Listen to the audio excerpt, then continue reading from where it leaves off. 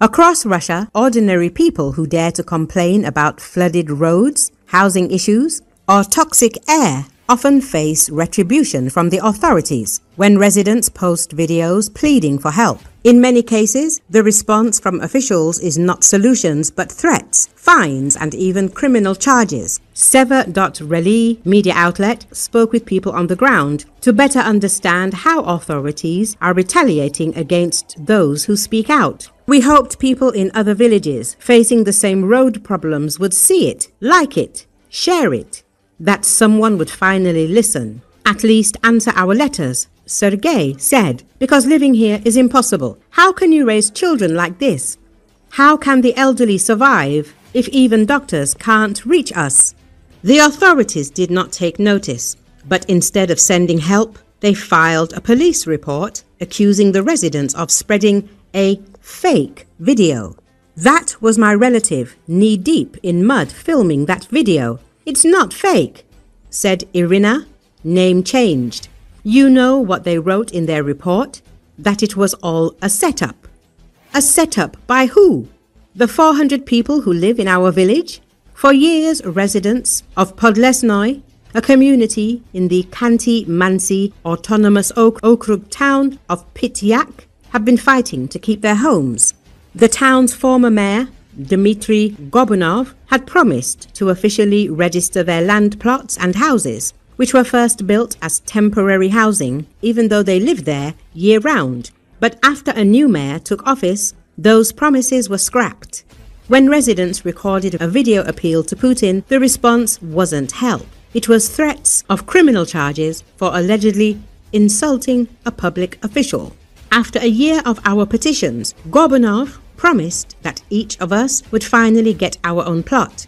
They'd map the land and we'd be able to register our houses as permanent residences, said Lyudmila, name changed. But now it turns out the land survey project was never approved and the new authorities refuse to recognize our community at all. According to residents last year, local officials tried to drive them out by cutting off their water and heat before winter. We started burning whatever we could to stay warm. There were terrible fires here, Lyudmila recalled. Apparently, the authorities want to sell off our land for profit, and they're threatening to bring in bulldozers and go straight through our yards and houses. What kind of fascism is this? Of course, we are outraged and turned to the president, and now they're threatening us with criminal charges just for calling things what they are. The video where residents called the bulldozer threats fascism has since disappeared from the internet. Supposedly, we insulted the city administration by calling their threats to drive a bulldozer over us fascist. Lyudmila said, they made us sign a warning. If we gather to record another video appeal, it will be treated as an unauthorized rally. But it's they who are insulting us, not the other way around. The residents of Podlesnoy never received a reply from the presidential administration. What they did get was another reminder from Pityak officials that they could move into other housing.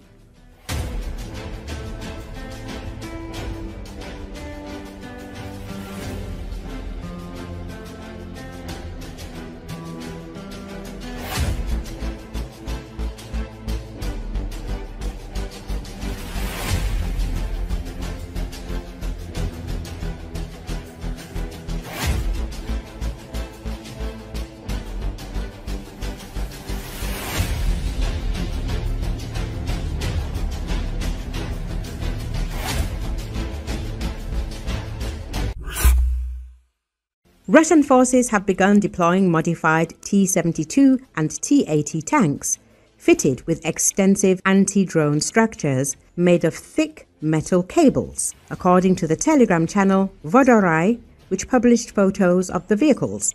The images show T-80BVM and T-72B3 models equipped with mine plows, TMTK and KMT7 respectively, and covered with dense overhead grill frameworks wrapped in steel cables. The cables extend across the upper, rear and partially frontal areas of the tanks, even enclosing the suspension systems.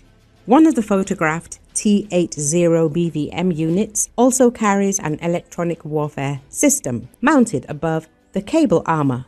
According to Vodorai, these reinforced structures are intended to interfere with first-person view drones increasingly used by Ukrainian forces on the front lines. Unlike earlier grill or shed armor designs, these cable domes, dubbed hedgehogs by Russian troops, aim to damage drone propellers, entangle their frames, and prevent detonation of their explosive payloads upon impact. However, the modification adds significant weight and bulk to the tanks, potentially affecting maneuverability and field maintenance.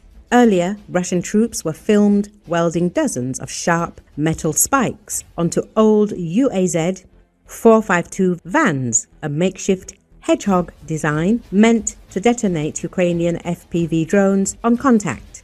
The improvised armor reflects Russia's growing reliance on field-engineered solutions.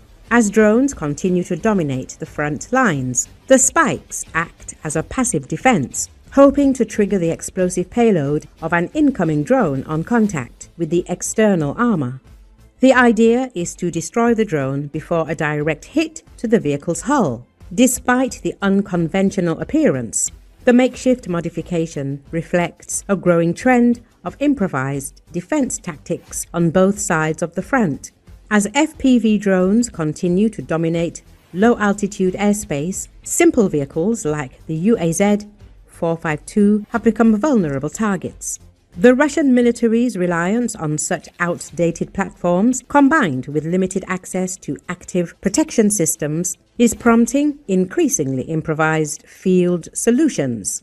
According to Jumpy's analysis of pre-war depot inventories versus what has been taken out for repair and deployment, Russia has recovered and returned to service 4,800 tanks out of an estimated 7,342 kept in storage before the war.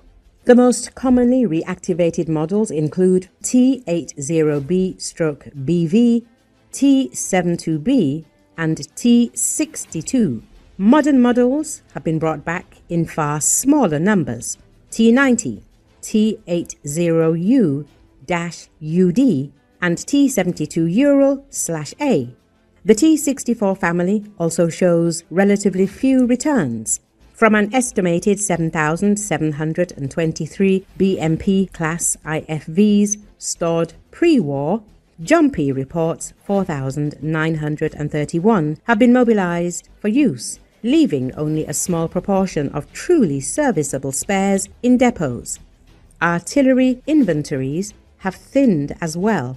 Of roughly 23,602 pre-war artillery pieces, some 14,483 have been recovered for use, and an estimated 39% of the original stock now remains in storage. MLRS figures are similarly stressed.